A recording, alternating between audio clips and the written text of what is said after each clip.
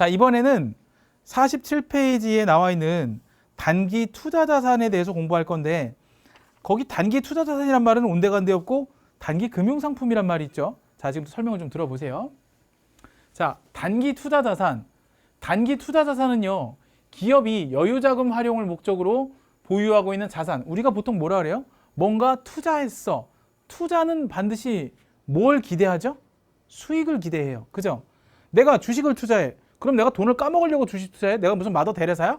주식 시장에 무슨 나는 기부자야? 기부천사야? 아니죠. 투자를 왜 해요? 반드시 뭔가를 수익을 얻거나, 그죠? 뭔가 이익을 회수하기 위해서 투자라는 거죠. 그죠? 여러분은 왜 이 시간에 놀고 싶은데, 술 한잔 빨고 싶은데 왜 저랑 여기서 이러고 있죠? 투자하시는 거예요. 누구에게? 저한테? 아니요. 여러분 자신한테 투자하시는 거예요. 자, 어쨌든 투자라는 말은 뭐냐 하면 수익을 얻기 위해서 하는 거예요. 근데 단기 투자 자산이란 건 뭐예요? 단기적인 수익을 얻기 위해서 보유하고 있는 자산이에요. 흔히 여러분들이 알고 있는 증권 투자, 주식 투자가 대표적인 게 단기 투자 자산이에요. 어쨌든 단기적인 자금 운용 목적으로 보유하거나 기한이 1년 이내에 도래하는 것. 그래서 앞에 단기란 말이 붙어요. 자, 그래서 친구들이 있어요. 단기 금융상품, 단기 매매증권, 단기 대여금. 이렇게 단기자 들어가는 애들을 통칭하여 단기 투자 자산이라고 합니다. 알겠죠? 간단하게 설명드리면 단기 금융상품이 뭐예요? 뭐 정기 예금이나 정기 적금처럼 단기적으로 어떤 그 수익을 노리는 것들을 금융상품으로 얘기하고요. 단기 매매증권은 주식 투자예요. 쉽게 말하면. 여러분 상장법인 주식이라고 들어보셨죠? 상장 주식. 삼성전자, SK텔레콤, 현대자동차, 뭐 LG 이런 데들이 다 단기 매매증권에 속하는 주식들을 보시면 돼요. 일반적으로. 그 다음에 단기 대여금. 1년 이내에 빌려주고 회수할 것으로 이자 놀이하는 거. 단기 대여금이에요. 자, 단기 투자 자산에 대해서 조금만 더 볼게요. 단기 금융상품. 단기적 자금 운용 목적으로 취득하거나 만기가 1년 이내에 도래하는 금융상품 중 현금성 자산에 속하지 않는 금융상품이래요. 자, 우리 현금성 자산이라는 게 뭐죠? 취득 당시로부터 만기가 3개월 이내인 것들이죠. 그럼 얘는 뭔지 아세요? 1년 이내라는 개념을 어떻게 보시냐면 1년 이내만 보시면 안 되고 현금성 자산에 속하지 않는 금융상품이라는 얘기는 이 말을 잘 곱씹어 보면 3개월은 초과하는데 1년은 안 넘는 거라는 얘기로 해석하셔야 돼요. 3개월은 넘으나 1년은 안 돼. 이게 단기 금융 상품이에요. 그럼 3개월 이내는 현금성 자산이라고 있잖아요. 그죠? 그죠? 내가 취득하자마자 즉시 현금화할 수 있으면 현금. 근데 취득 당시로부터 만기가 3개월 이내면 현금성 자산. 그리고 3개월은 넘는데 1년은 안 돼. 그게 단기 금융 상품이에요. 알겠죠? 그렇게 이해하시면 돼요. 요 구분 잘 하시면 돼요. 금융 상품이에요. 3개월 초과 1년 이내. 자, 그러면 단기 금융 상품 종류를 볼게요. 알겠죠? 다 외우지 마시고. 여러분 뭐 여기 금융시험 보는 거 아니니까. 그죠? 자, 그렇고. 장단기의 구분. 이건 아시죠? 오랜만에 보시죠? 단기 유동 1년 이내, 장기 비유동 1년 이후. 이건 기억나시죠? 네, 이렇게 보시면 되겠고. 자, 유가증권에 대한 내용을 공부할 건데 그냥 요건 종류만 알고 요건 다음 시간에 할게요. 종류만 한 번씩 볼게요. 유가증권 또는 유가증권이라고도 해요. 그러니까 우리가 자장면, 짜장면이 복수 표준 오듯이 유가증권 또는 유가증권 복수 표준 읽는 건 똑같이 읽어요. 저는 유가증권이라고 읽을게요. 유가증권. 재산권을 나타내는 증권으로서 회계상 유가증권은 주식, 사채, 국채, 공채를 말하고 어디서 많이 봤죠? 그죠? 어음과 수표는 범위에 포함하죠. 금융시험을 보면 얘네도 유가증권으로 포함을 하고 상품권도 화폐성 유가증권으로 보는데 회계에서는 딱 주식, 사채, 국채, 공채까지만 유가증권으로 봐요. 그래서 유가증권은 구분이 이렇게 되어 있거든요. 두 가지로 구분되어 있어요. 지분증권이라는 게 있고 채무증권이라는 게 있는데 지분증권은 주식이에요. 왜 뭐 나는 어떤 회사의 투자 지분을 몇 프로를 소유하고 있다. 이런 얘기를 종종 하거든요. 드라마에도 나오죠. 예, 지분증권이라는 얘기는 주식을 투자하면 지분증권이라 해요. 근데 주식을 투자하는 목적이 뭔지 아세요? 시세 차익 노려서 팔려고? 아니에요. 제가 그랬잖아요. 워렌 버핏은 가치 투자를 한다고. 워렌 버핏이라는 사람이 회사를 정말 잘 봐요. 그래갖고 그 회사가 비리비리할 때 그 회사의 주식을 사요. 그랬다가 그 회사의 주식을 좀 오랫동안 지켜봐요. 그러다가 그 회사가 성장 잠재력을 분명히 보고 어느 정도의 그 성장이 되면 주식 가격이 올라가요. 그때 팔아요. 예, 그래서 투자의 규제라고 하죠. 그래서 주식은 단타로 파는 어떤 그런 부분도 있지만 기본적으로 최소 1년에서 한 길게는 10년까지 보는 투자도 있어요. 그래서 그런 걸 얘기하는 거예요. 그래서 일반적으로 주식에 투자하는 거는 배당을 받으려고 해요. 배당을 받기 위해서 주식 투자는.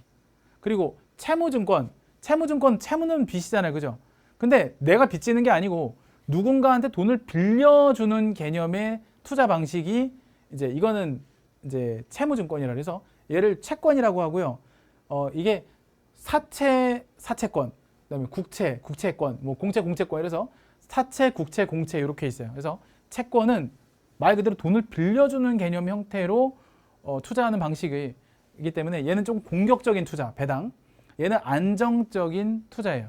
그래서 사채는 약간 약정되어 있는 이자를 받기로 하는 거예요. 돈을 빌려주는 개념이기 때문에. 그래서 얘는 회사가 망하더라도 크게 뭐 손해 보거나 그러진 않아요. 예, 얘는 채무자, 그러니까 채권자이기 때문에. 근데 주식의 경우에는 조금 틀려요. 주식은 회사가 망하면 같이 망해요. 좀 리스크가 있어요. 당연히 주식 투자에 따른 배당이 더 세요. 예, 수익률은 배당이 더 좋아요. 자, 그리고 유가증권의 종류까지만 보고 이번 시간 마칠게요. 유가증권의 종류인데요. 단기 매매증권이라는 애가 있어요. 얘는 시장성 있는 유가증권으로서 단기간의 매매 차익을 목적. 여러분들이 흔히 아는 일반적인 주식 투자가 이거예요. 예. 그리고 자, 매도 가능 증권은 밑에 설명되어 있는 뭐 단기, 만기 보유, 뭐 지분법적인 투자지 이두저도 아닌 것들이에요. 예, 이건 제일 구분이 애매한 거. 사실 웬만하면 다 매도 가능 증권들이 많아요. 그 다음에 만기 보유 증권은 요 채무증권을 만기 보유 증권이라고 하거든요. 일반적으로. 만기까지 보유할 적극적인 의도와 능력. 그러니까 돈을 빌려주고 내가 3년 동안 빌려줄 거야. 3년이 만기야. 그러면 3년 동안 따박따박 이자만 받을 목적으로 주식을 투자하는 거죠. 좀 안정적인 투자 방식. 채권 투자. 마지막으로 지분법 적용 투자 주식은 어떤 회사를 지배할 목적으로 취득하는 유가증권인데 이게 제일 어려워요. 사실 4번이 제일 어려워요. 사실은. 예. 이거를 경영학과 출신들 중에서 중급 회계를 배우신 분들은 뭐라고 배우시냐면 관계회사 투자지분이라고 해요. 이건 국제회계 기준에서 지분법 적용 투자 주식이라고 안 하고 관계회사 투자 주식 또는 관계회사 투자 지분이라고 배웁니다. 또 나중에 또 그리고 단기 매매 증권, 매도한 증권도 혹시 경영 복전이신 분들 어서 회계 원리 수업 들어보신 분들은 저런 말 들어본 적 없는데 하시는 분도 있을 거예요. 왜냐하면 IFRS에서는 얘네들을 다 다르게 불러요. 얘는 관계회사 투자 주식, 얘는 뭐라고 하냐면 단기 손익 공정가치 측정 금융자산, 얘는 기타 포괄 손익 인식 공정가치 측정 금융자산, 얘는 삼각후 취득원가 측정 금융자산. 이름이 다 틀려요. 그래서 걔네들은 IFRS에서 배우는 말, 얘네들은 우리 일반 기업 회계에서 배우는 말이에요. 말이 좀 틀려요. 혹시나 이제 전공 수업 들으신 분들이 갖고 오나 물어보시죠. 쌤, 단기 매증권이란 말은 전공 시간에 안 배웠는데요? 혹시 그게 단기 손익 인식 공정가치 측정? 맞아요, 그거예요. 이렇게 혹시나 여기 이렇게 제가 알기로는 2분인가 3분인가 여기 경영 복전하신 분이 있더라고요. 그래서 말씀드려봤어요. 좋아요. 여기까지 간략하게 봤고요. 자, 유가증권에 대한 설명은 대충 드렸고 유가증권의 이제 분류 변경을 한번 볼 거예요. 자, 보시면 자, 유가증권의 분류 변경. 일단 크게는 아까 주식에 투자하면 지분에 투자했다. 지분증권. 그다음에 채권, 사채나 국채, 공채. 우리 시험엔 주로 사채로 나와요. 사채에 투자를 했다라고 하면 채무증권이라고 그래요. 그리고 자, 그에 따라서 단기 매매증권. 단기 매매증권은 지분증권이 대표적으로 해당이 되겠죠. 회사 주식 투자. 그런데 채무증권도 단기 매매증권의 범위에 포함이 돼요. 둘 다 돼요. 단기 매매증권은. 그리고 매도가능 증권도 둘 다 돼요. 매도가능 증권도. 매도가능 증권이라는 게 이름 안에 답이 있어요. 앞에 언제든지라는 말을 붙이면은 딱 이 말이에요. 언제든지 매도 가능 증권. 그러니까 얘는 당장 팔 거야. 당장 시세 차익을 노려서 팔 거. 그리고 요 뒤에 나오는 만기 보유 증권은 만기까지 들고 있다 팔 거야. 근데 얘는 이도 저도 아니야. 당장 팔 거야? 아니. 그럼 만기까지 들고 있을 거야? 아니. 그럼 뭐 여기 안 나오지만 지분법 적용 투자 주식. 너는 그럼 특정 회사를 지배할 거야? 아니? 그럼 너 언제 팔 거야? 글쎄? 약간 이런 거예요. 예, 나도 나를 내 마음을 잘 모르는 증권, 매도하는 증권. 만기 보유 증권은 제가 아까 대표적인 게 사채라고 했잖아요. 만기 보유 증권은 만기까지 보유할 적극적인 의도와 능력이 있을 때 만기 보유 증권이라고 하거든요. 그래서 얘는 딱 정해져 있어요. 지분 증권은 될 수 없어요. 그러니까 어떤 회사의 주식을 사는 거를 만기 보유 증권을 분류할 수 없고 돈을 빌려주는 거 안정적으로 만기까지. 그래서 딱 채무 증권으로밖에 분류가 안 돼요. 분류 변경이. 마지막으로 지분법 적용 투자 주식인데 얘 지분법 적용 투자 주식은 다른 회사 주식들과는 좀 다르게 투자의 개념보다는 지배의 개념이 좀 더 강해요. 예. 그래서 지주회사의 개념이 좀 강하다 보니까 지분법 적용 투자 주식은 이름 안에 딱 뭐가 있어요? 지분이라는 말이 있죠. 지분증권밖에 안 돼요. 예. 이렇게 이해를 하시면 돼요. 자, 그림으로 한번 또 그려볼게요. 제일 시험에 많이 나오는 분류니까 좀 잘 보시면 좋을 것 같아요.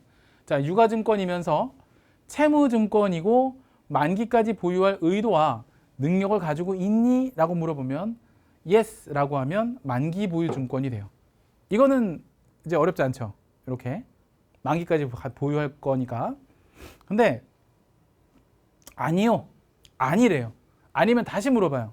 그럼 너는 그러면 단기 보유 목적이고 매수와 매도를 줄여서 매매라고 하거든요. 매매가 적극적이고 빈번하게 발생하는 주식이니 yes 라고 하면 단기 매매 증권이 되는 거예요.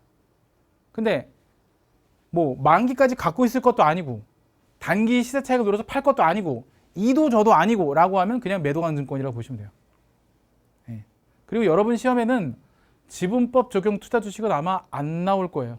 나와도 단기 매매 증권 정도. 조금 어려우면 얘가 나오긴 하는데 얘는 그냥 중급 정도 되면 이제 그때 가서 배워요. 그래서 초급은 단기 매매 증권, 입문 초급은 단기 매매 증권만 알고 있어도 뭐 크게 어렵진 않아요. 자, 유가증권의 취득원가를 좀 볼게요. 취득원가란 말이 나오는데 이제 지금부터는 조금 이제 자산의 속성을 이해하셔야 돼요. 자산의 일반적인 속성은 취득원가에 부대 비용이 있을 때 그걸 다 포함을 시켜요. 네, 그 속성인데 좀 이따 다시 한번 설명드릴게요. 일단 취득원가가 무슨 말인지를 아셔야 되는데 취득원가는요. 매입가액이고 매입가액은 돈 주고 사온 금액을 취득원가라고 해요. 같은 말이에요. 다. 우리가 돈 주고 사온 금액. 그러니까 예를 들어 이렇게 물어봐요. 차량을 2천만 원 주고 샀어요. 차 한 대를. 그럼 회계에서 뭐라고 하냐면 차 얼마 주고 샀어? 이 말을 차량 취득가액이 얼마예요? 이렇게 물어봐요. 취득가액이란 말은 돈 주고 사온 금액을 얘기하는 거예요. 예. 그래서 액면금액이라는 말하고는 좀 다른 개념입니다. 액면금액이라는 게 뭐냐면 예를 들어서 삼성전자 주식 한 주가 있다고 해볼게요. 삼성전자 주식이 한 주 있는데 삼성전자의 주식은 액면 금액이 500원이다 라고 해볼게요. 예를 들어서 삼성전자 주식의 액면 500원이다 라고 해볼게요. 삼성전자 주식을 실제로 사면요 500원짜리 사시는 거예요. 그 액면 금액은. 근데 시세라는 게 뭐예요? 여러분 그 회사를 검색해보면 삼성전자를 검색해보면 빨간색으로 숫자 있거나 파란색으로 숫자 있는 회사들 있죠. 그게 주식의 가격이거든요. 그 주식 가격이 있는 회사를 상장 주식, 즉 상장법인이라 그래요. 상장은 크게 우리나라는 코스닥과 코스피 두 군데서 상장이 가능해요. 그래서 코스닥, 코스피 상장이 되어 있는 법인을 상장법인, 상장 주식이라 그래요. 근데 상장 주식의 공통적인 특징은 실제 얘네들이 주식에 적혀 있는 금액과 실제 거래되는 금액이 틀려요. 그래서 우리가 시세가 예를 들어 10,000원에 거래되고 있다 라고 하면 우리는 500원짜리 주식을 사는 게 아니라 10,000원 시세의 주식을 사는 거예요. 그죠? 삼성전자 주식이 한 주에 500원짜리 액면 금액을 갖고 있다고 해도 액면 금액이라는 게 뭐예요? 주식에 적혀 있는 금액이 액면 금액이에요. 우리가 흔히 10,000원짜리는 얼마 적혀 있어요? 10,000원 적혀 있죠. 그러면 액면 가치가 10,000원이고 실제 10,000원을 10,000원처럼 쓰잖아요. 10,000원, 10,000원짜리 만약에 1,000원짜리 10장 바꿔주세요 그러면 11장 바꿔주지 않잖아요. 10장 바꿔주자 딱. 그러니까 10,000원의 현재 가치와 10,000원의 액면 금액은 동일한 거예요. 근데 주식은 아니에요. 적혀 있는 건 500원인데 실제로 주식시장에 상장을 하게 되면 삼성전자 주식을 사고 싶어하는 사람들이 많다는 가정하에 인기가 많으면 어떻게 돼요? 가격이 올라가요. 그래서 10,000원에 만약에 시세가 된다면 시세로 구입하지 절대 500원에 팔리지 않아요. 이때 이걸 액면 금액이라 해요. 이 주식에 적혀 있는 금액을. 그리고 실제로 이 거래되는 매입가액, 매매가액, 구입한 금액을 이거를 취득 원가라고 해요. 이 차이가 뭔지 아시겠죠? 액면 금액과 취득 원가의 차이. 근데 같을 수도 있어요. 오히려 근데 500원만도 못한 주식도 있어요, 실제. 그런 주식을 뭐냐면 동전주라고 하는데 그런 주식도 있어요, 실제로. 주식 시장에 보면 별의별 주식들이 다 있어요. 일단 그렇고. 자, 요 얘기인데 취득 시 발생하는 부대 비용, 매입 수수료 등의 회계 처리. 부대 비용이란 말이 나오죠. 부대 비용이 뭐냐면 간단하게 이렇게 생각하시면 돼요. 여러분들 그 물건 살 때 배송료가 들어가는 물건들 있죠. 그죠? 예를 들어 여러분이 TV를 샀어요. TV를 100만 원짜리 TV를 하나 샀는데 TV에 더하기 배송료가 만약에 붙었다. 물론 무료 배송도 있지만 TV 가격이 100만 원인데 배송료가 예를 들어 10,000원이 들어갔다. 그러면 여러분 실질적으로 얼마예요? 101만 원을 지급한 거잖아요. 그죠? 맞죠? 그러면 취득가액은 101만 원이라고 해야 돼요. 근데 여러분들은 이건 생각 안 하고 100만 원만 생각하잖아요. 그죠? 근데 그렇게 하면 안 돼요. 얘는 자산이고 얘는 비용이고, TV는 예를 들어 비품이라고 만약에 처리하면 얘는 자산이거든요. 근데 배송료는요, 내가 TV를 사기 위해서 필수적으로 들어가는 돈이잖아요. 그걸 부대 비용이라 해요. 취득할 때 발생하는 부대 비용은 취득 원가에 가산한다는 일반적인 논리가 있어요. 그래서 회계는 하나만 제대로 알면, 지금은 자꾸 새로운 원칙과 새로운 룰을 배우고 있는 거니까 조금 버겁고 어려운데, 한 번만 일단 한 사이클 돌고 나면 나머지는 다 처음에 배웠던 거랑 다 똑같아요. 지금 입문에서 사실 좀 제일 많이 배워요. 그래서 제가 여기 초급바로 들으시는 분들한테 제가 그랬죠. 제가 초급 수업할 때는 분명히 뭐라고 얘기할 거냐면, 한 사이클 돌고 나와서 좀 쉬운 상태에서 진행되기 때문에 진도가 확확 나가요. 근데 나는 머리 털라고 회계를 처음 배워서 초급 신청을 했는데, 쟤네들은 도대체 언제 배운지 모르겠는데 입문에서 넘어온 애들은 너무 잘 나가고, 심지어는 강사가 이런 얘기도 해요. 제가 이거 초급 입문 때 배웠던 내용이죠, 아시죠? 이거 넘어갈게, 이렇게 쓱 넘어가 버려요. 그럼 미치는 거예요. 그때부터는 나는 처음 배웠는데. 그래서 입문을 제가 꼭 했으면 좋겠다 얘기했던 이유가 그런 것 때문이에요. 여기서만 얘기하고 초급 때는 이 얘기를 안 해요. 제가 이거 입문 때 배웠죠? 넘어갈게요. 약간 이렇게 돼요. 그럼 이제 미치는 거예요. 그때부터는. 진짜 확실히 들으세요. 그래서 회계는 이거 자산으로 잡고 이거 배송료 비용으로 잡고 이렇게 안 해요. 물건을 취득할 때는 취득 원가에 가산해야 되는 부대 비용은 그냥 101만 원을 취득 원가로 봐요. 그러니까 TV를 장부에 적을 때는 100만 원에 배송료, 운반비 10,000원 이렇게 비용 처리를 따로따로 하는 게 아니라 101만 원을 TV의 가격으로 본다고요. 무슨 얘기 알겠죠? 그렇게 해야 돼요. 왜냐하면 그렇게 계산을 해야 내가 손해를 안 보고 원가 계산을 정확하게 할 수 있어요. 한번 예를 들어보면 이런 게 있어요. 어떤 사람이 옷 장사를 해요. 이거는 옷도 마찬가지예요. 그러니까 그 재고자산도 마찬가지거든요. 만약에 내가 장사를 하는데 우리는 이익률이 10%다. 이익률이 10%의 이익을 본다. 나는 물건을 사오면 그 원가에 10%의 이익을 붙여서 팔 거야. 만약 이익률을 이렇게 본다라고 하면, 내가 10,000원에 상품을 사갖고 오면 이걸 얼마에 파는 거예요? 11,000원에 판다라고 생각해 볼게요. 10,000원에 사갖고 오면 여기에 10%를 붙이면 11,000원에 파는 거잖아요. 그럼 여기서 이 10,000원은 뭐가 되냐면 원가가 돼요. 그죠? 원가 10,000원짜리를 판매를 얼마 하는 거예요? 11,000원에 하는 거예요. 그죠? 10,000원짜리 원가면. 근데 만약에 여러분 여기에 배송료 2,500원이 들어갔다라고 해볼게요. 배송료 2,500원. 그럼 이거 원가 얼마로 잡아야 돼요? 원가 10,000원에 계산해야 돼요? 12,500원에 계산해야 돼요? 원가가 이때는 이제 12,500원에 10%를 붙여야 되니까 13,750원에 팔아야 이게 10%가 나와요. 그래서 원가 개념을 정확하게 알고 계셔야 돼요. 회계는 뭐라고요? 내가 손해보지 않는 방법을 배운다고 했죠. 내가 원가 개념을 잘못 이해해버리면, 잘못하면 이거 12,500원 원가 개념 계산을 잘못해놓으면 돈은 12,200원 해놓고 11,000원에 팔아서 앉아서 눈 뜨고 1,500원씩 손해보는 병신 같은 짓을 해요. 원가 계산을 잘못해 놓으면. 그래서 확실하게 원가 계산을 정확하게 하려면 취득할 때 발생하는 부대 비용을 취득원가에 가산하자는 회계의 일반적인 논리를 잊지 마셔야 돼요. 이건 다 그래요. 그래서 회계는 취득할 때, 특히 다른 건 몰라도 자산을 취득할 때만큼은 취득할 때 들어가는 모든 부대 비용을 별도 비용을 처리하는 게 아니라 취득 원가에 다 더해버려요. 아까 TV처럼 얘도 마찬가지고. 아시겠죠? 그래서 얘는 어떻게 처리하느냐. 자, 보세요.